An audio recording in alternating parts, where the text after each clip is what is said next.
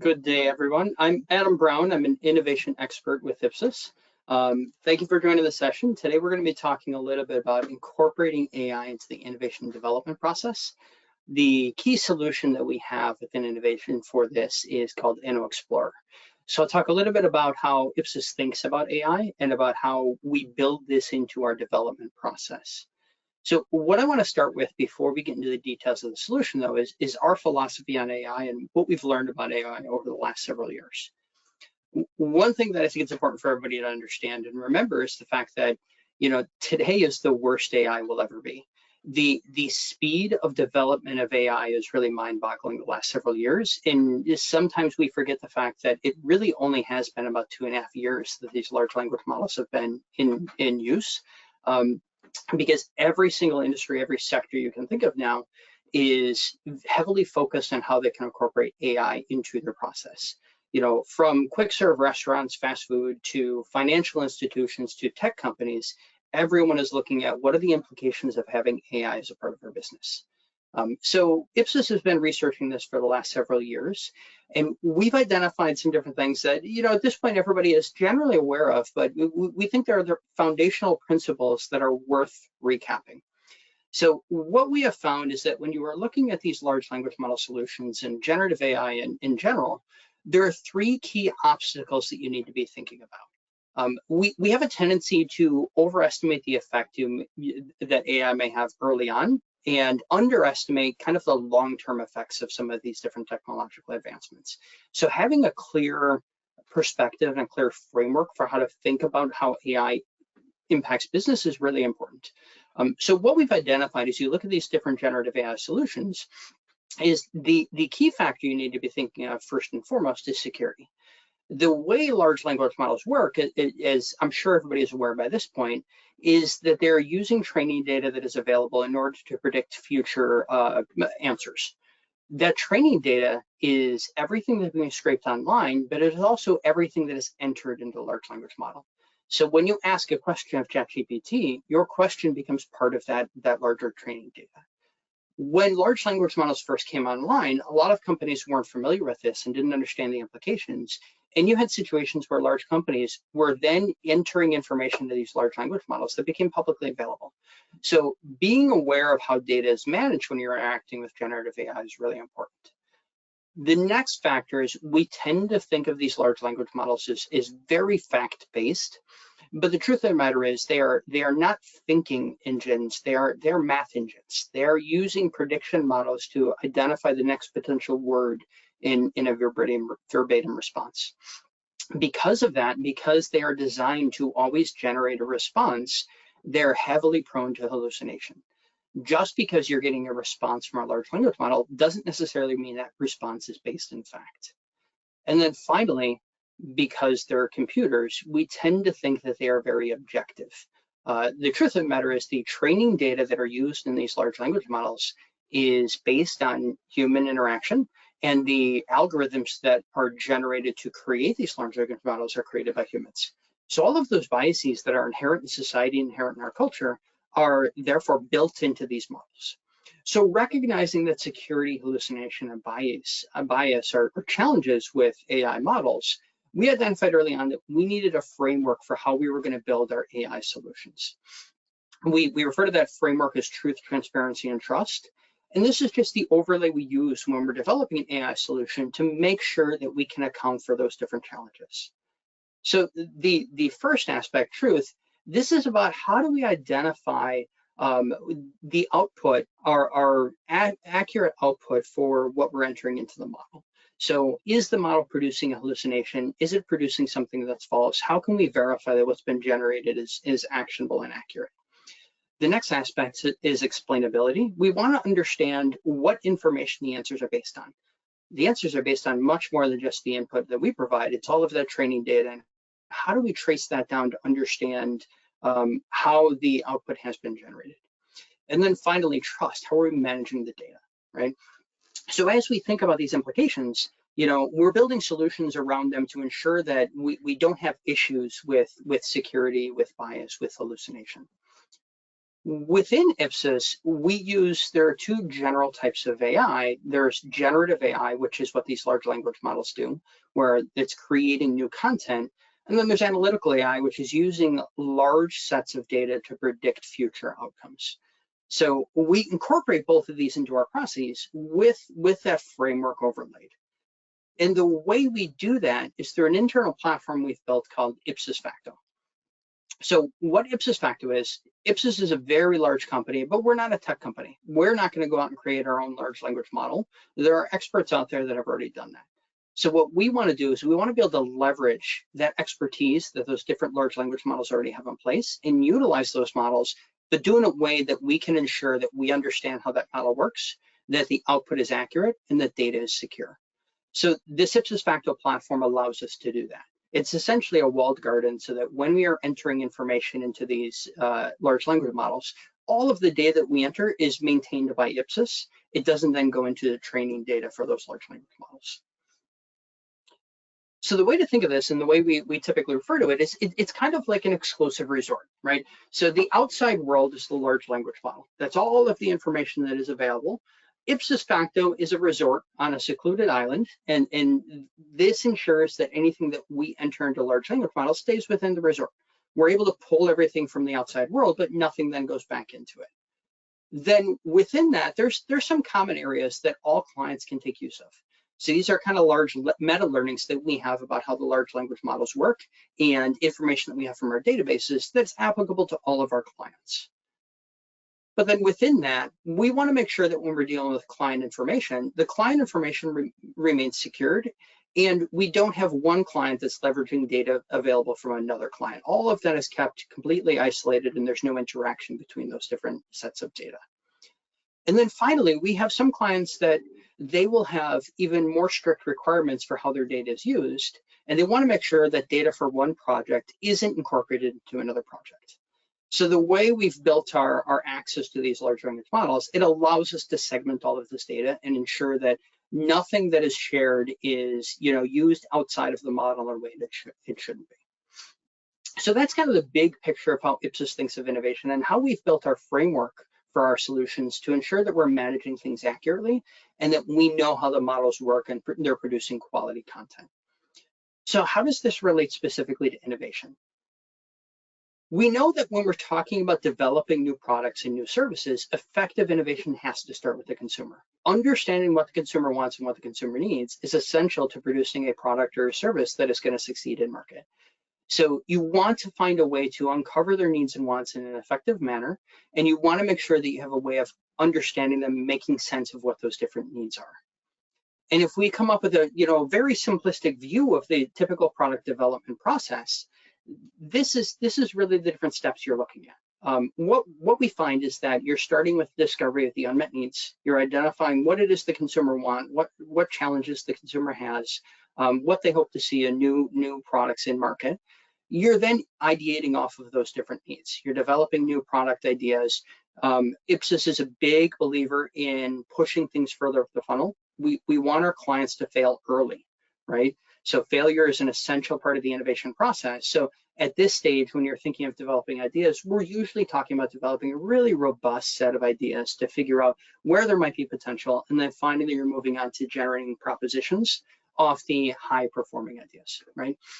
So this traditional process before AI, when we've talked to our clients and investigated their process and got an understanding of how they think about this, we typically hear that this process, going from understanding what the needs are for the given consumers to having a proposition that they're ready to start producing a product off of, is somewhere between a 6-month to 18-month process.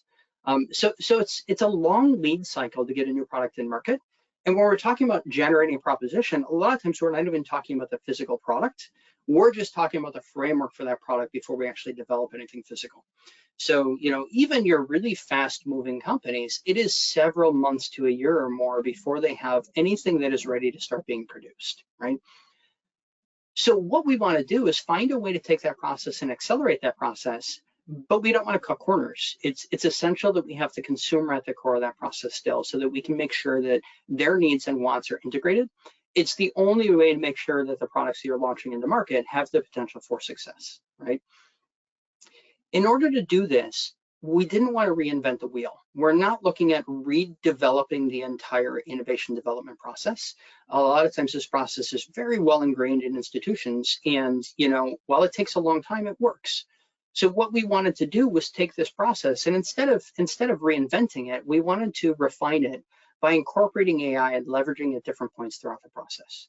So the goal here is to still wind up with a proposition that is ready to be developed into a full product, but do it much quicker with lower investment and ultimately have better outcomes. Speed and low investment is kind of table stakes. We want to make sure this process is actually producing better outcomes as well. So there are three key components that go into this that make this possible. The first one is that authentic consumer experience piece. When we first started looking at AI solutions, we spent some time looking at AI-only solutions where we weren't looking at fresh consumer data. We didn't have humans involved in the process. It was all AI-led. Very quickly, we identified that wasn't effective, and it really was essential to have that consumer experience built into the process. So when we run these studies, an essential part of it is that we are always starting with fresh consumer data so that we can make sure that we understand what's happening in market, and the innovations that we develop are answering a true consumer need. The next piece is Ipsos has been doing innovation research for a very long time. We've got more than 45 years of innovation expertise. We wanted to make sure that we were leveraging that expertise. We weren't replacing it with AI, right? And then finally, because of all of that experience with innovation research, we have really robust databases. And we wanted to make sure that we had an effective way of leveraging the information and the data we had in those databases to streamline this process and come up with better results. So ultimately, this winds up being a three-step process, and we'll go through the three different parts. One thing to know is while we'll talk through this full process, it's designed to be a modular process. So when we do this with clients, we often see that maybe they only want to start with part one for now, or maybe they already have part one and part two done, and they want us to leverage part three only. So we'll talk through the full cycle, but it is regularly, adapted to the specific need. So thinking about that first part, this is really about understanding the consumer, what it is the consumer wants. And as I talked about, you can't rely on AI for this. There are aspects of how consumers think about products and think about services that simply can't be replicated with AI as it exists today. Maybe 10, 15, 20 years in the future that will change. But for now, there are all these contextual aspects of how we interact with our environment, interact with products and brands that there simply is no replacement for. So starting with that core consumer experience is really essential in understanding those unmet needs. So how do we do this? Really simply, to oversimplify it, we ask them.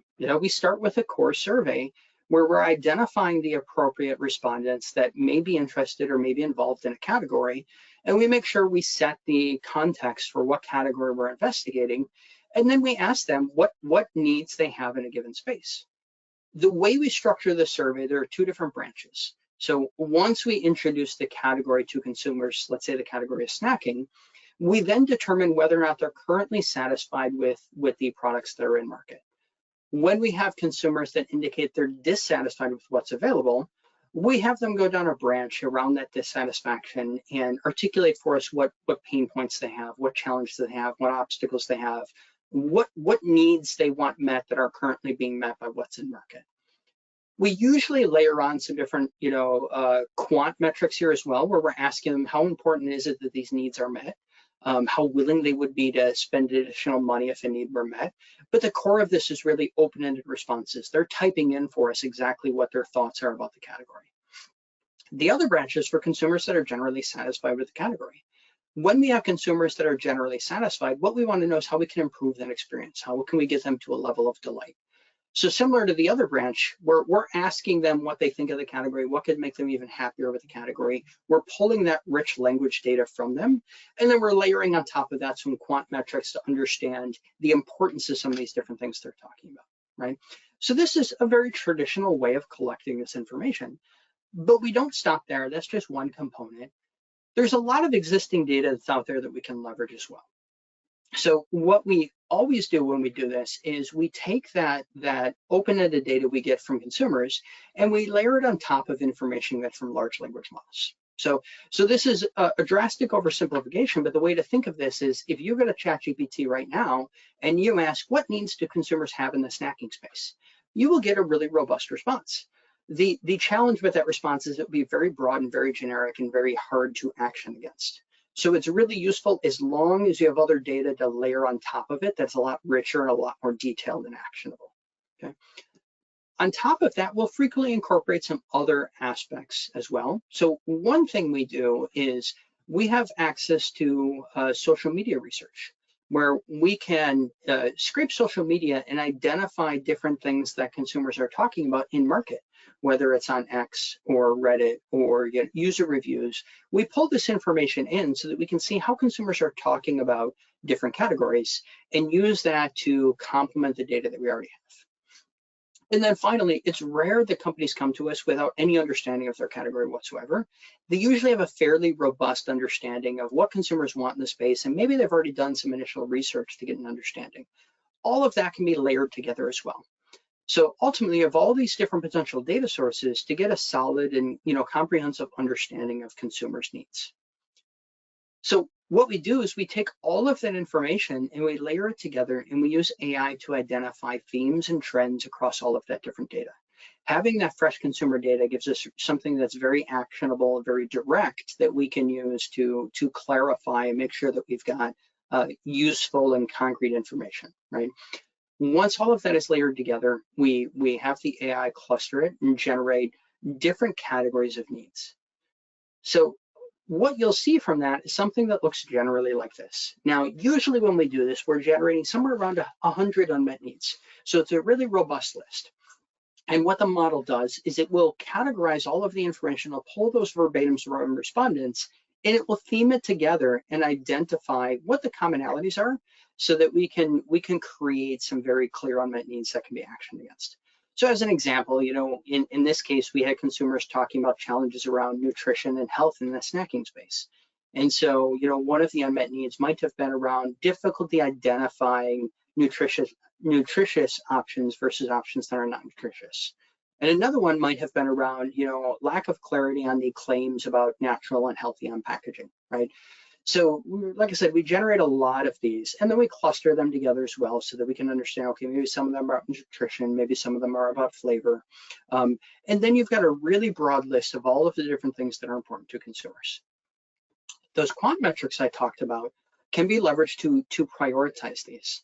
So for example, we look at reach. How many people are talking about nutritional decision-making quality? How many people of those that we talk to are talking about, confusion around claims? When they do talk about it, how important are they saying it is? How willing are they to pay for a solution that would solve that problem, right? So we layer all of this information together, and we can layer it together in a number of different ways. So one example might be, a scatter plot where we're looking at, crossing the importance index with willingness to pay. And then what you're seeing with the different circles here is the size of that given unmet need, how many different consumers are talking about it. What this gives you is kind of the overall landscape of the needs in the given space. Our next step is an interaction with that client. We do workshop sessions where once we have those 100 unmet needs, you're not going to ideate against all of them. Like I said, our goal is to fail early. So what you want to do is take those 100 unmet needs and narrow it down to 5 to 10 that are really worth pursuing and that align with the strategy of the business. Once you identify, here are the 5 or 10 needs that we think are most actionable, let's move forward with those. Then you can move to the next step, which is about building out that funnel and creating different product ideas that are going to satisfy those unmet needs. These workshop sessions tend to be very fluid, and a lot of the time and a lot of the focus is really on what aligns with our strategy. So we guide clients to that process and help them identify the different needs that are really going to align with what they want to do in market. But once we have those unmet needs, we are then looking at the development of different ideas that are going to satisfy those unmet needs. We want to get to a point where we develop a robust set of ideas and then are able to prioritize those ideas so we know which ones are worth pursuing. So to put simply, the way we do this is we take those unmet needs that we've identified in the survey, and we have a prompt that we use where we go back to our AI model and we say, generate ideas that are going to satisfy these given unmet needs. Like we did with the unmet needs phase, what we want to do is we want to generate a lot of content. We want a lot of ideas so that we can make sure we're reaching to the outer borders of that given category so that nothing is left on the table. We know what the different opportunities are, and then we can start to narrow down from there based on the given strategy, right? So what we wind up with is similar to the unmet needs is output that looks something like this. And usually we have, between 100 and 200 of these. And what you're seeing here is this is traceable back to the core unmet need. So we talked about that unmet need earlier on about difficulty identifying healthier snacking options. And we asked the model to generate some ideas that would solve these issues. So we have a number of different ideas. We have two examples here. One that's going to be a subscription box about healthy snacks that are curated. Another one, a veggie boost snack bites that is, focused around core vegetables and fruits that are going to be healthy options, right? So like we did with unmet needs, we generate this really robust list. And then the goal there is we want to prioritize these so we know which ones to focus on. Like we did with unmet needs, you can look at something like the reach. How many people are talking about this to begin that prioritization process? But what we find is at this point, doing a kind of a qualitative assessment of which ones you want to focus on is a really good start, but it's not enough. If you have 100 ideas, it's usually pretty quick to identify, here are 50 that, while they might be good, they don't align with our strategy. We want to eliminate them right off the bat. But then you're left with 30 to 50 that may have potential, and you don't want to throw out an idea that has potential just because you're not sure about it.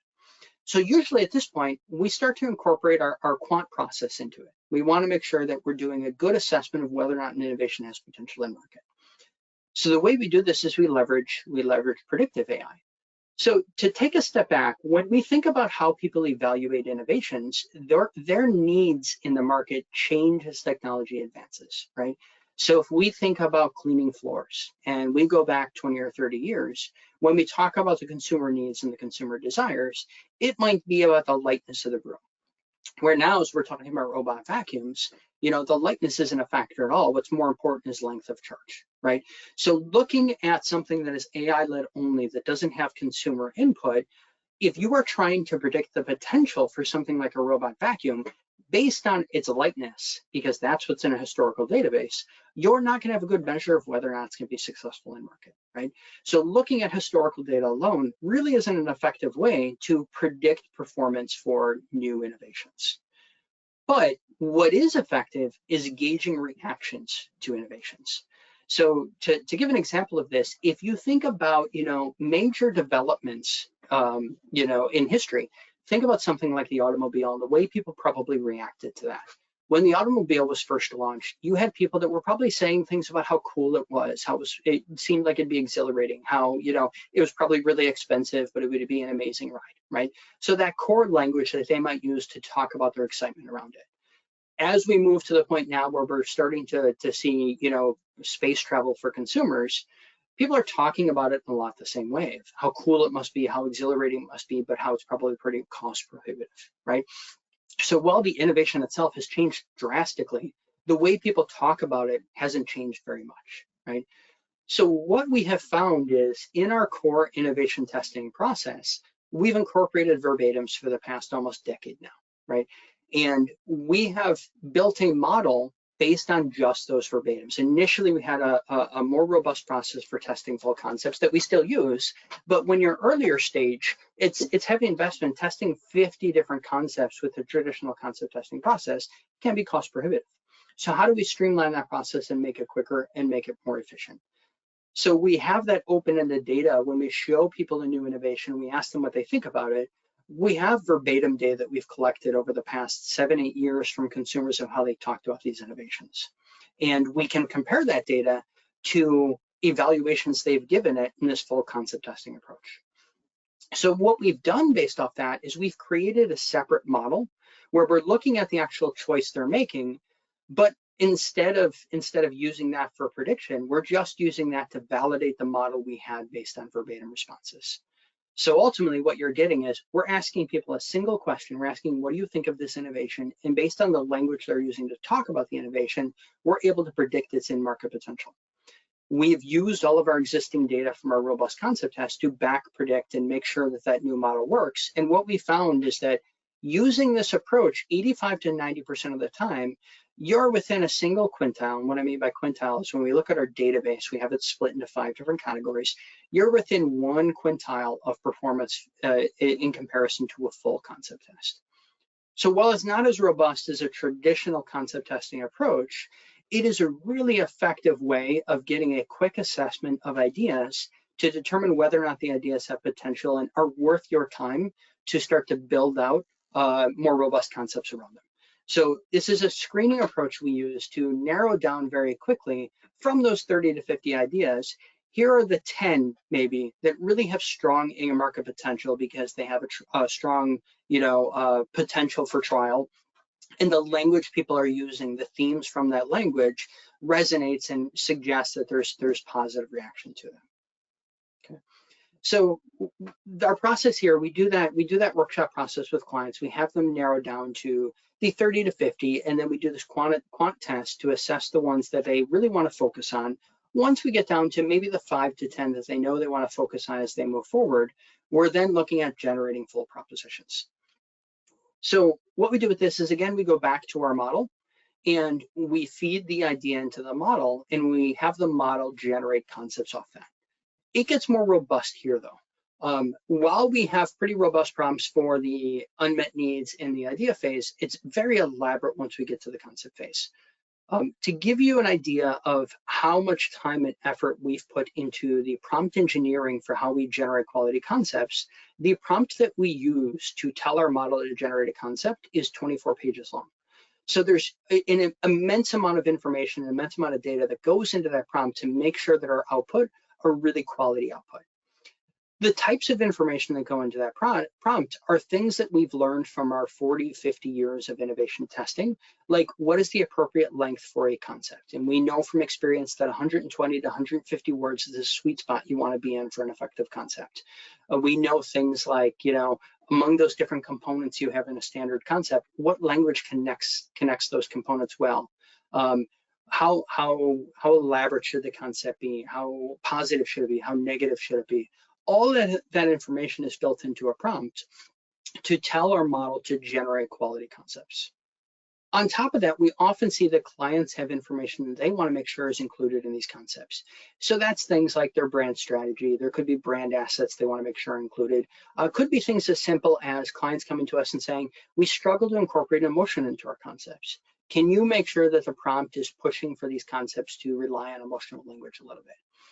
All of that is built in, and really that prompt engineering, the use of our database, is the key differentiator between using a really robust process like this versus just using AI in general and telling AI to generate a concept. There's no replacement for that expertise in how to generate a quality concept, and all of that R&D that goes into generating an effective prompt so you can create good concepts. All of that information is combined together so that we can tell the model, okay, we now want you to generate concepts that are going to, leverage these ideas. And you ultimately wound up with input that looks something like this. So one of the ideas that we talked about earlier was that Veggie Boost snack bite. And that Veggie Boost snack bite, when we have the model generate a concept off of it, it has an insight that talks about the challenges consumers have in the snacking space, and then the benefit that articulates why this product would solve that problem for consumers, and then some RTVs that explain why that benefit is possible. And it combines it all together into a full product proposition. So similar to the unmet needs and the ideas, we generate a lot of these. So you've got a lot that you can review and you can identify the ones that align best with your strategy. Okay. Usually at this point though, again, we're going back to a quantitative process. We don't just want to use a qualitative approach to say, okay, we're going to eliminate these, we want to save these. We want to make sure we're measuring those in an effective way to ensure that we've got an accurate read of end market potential. So we start with our 100 unmet needs, narrow it down, generate 100 ideas, narrow it down with a quant process, generate 50 to 100 concepts, narrow that down with the quant process as well. So it's a really effective way to move through the tunnel. The way that we assess these concepts at the end, then, the most effective way to do this is to understand the way people adopt new innovations in general. And the way people adopt new innovations is they're replacing a current solution. So understanding the barrier of the potential loss of giving up my current solution in order to adopt a new innovation is essential. We need to see, are they willing to accept this new innovation and give up what they're used to doing? Our best way to do that is to replicate that exact behavior. When you're in market and you're thinking about whether or not you're going to try a new product, you're picking that new product as opposed to your current solution that you pick all the time. Replicating that in a survey is the best way to predict the potential for in-market performance. What we're comparing it against then is these metrics that we've seen to be drivers of purchase behavior. Instead of just asking, are you going to buy this or not, we're asking them, between this innovation and your current solution, which one better meets your needs? Which one is less expensive? Which one is more differentiated? And once we can understand if the innovation is relevant to them, if it's viewed as expensive, if it's differentiated versus what else is in market, we have a really robust understanding of whether or not it has potential to succeed. And the comparison point for that, when we're talking about, is it relevant, is it expensive, is it differentiated, is each individual respondent's current solution.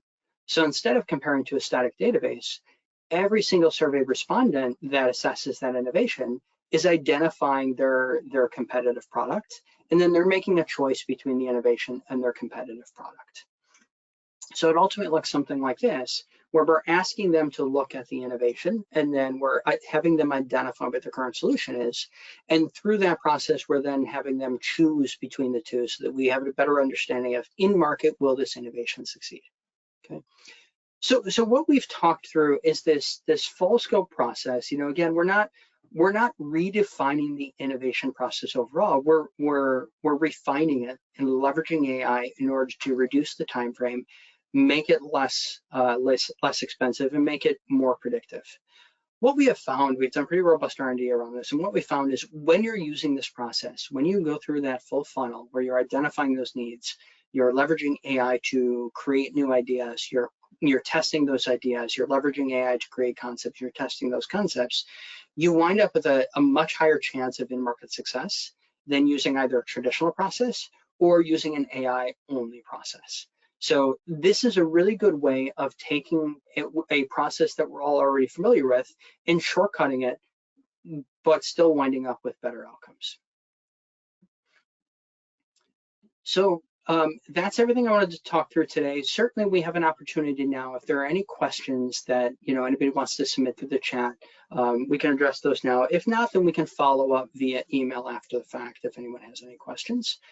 But I wanted to thank you for your time, and if you have any questions at all, please don't hesitate to reach out to us. This is something we're very passionate about, and we think that leveraging AI this way, where we're still utilizing humans and having humans as an essential part of that process, so that you have a solid understanding of your consumer needs, is the best way to develop new innovations and succeed in market.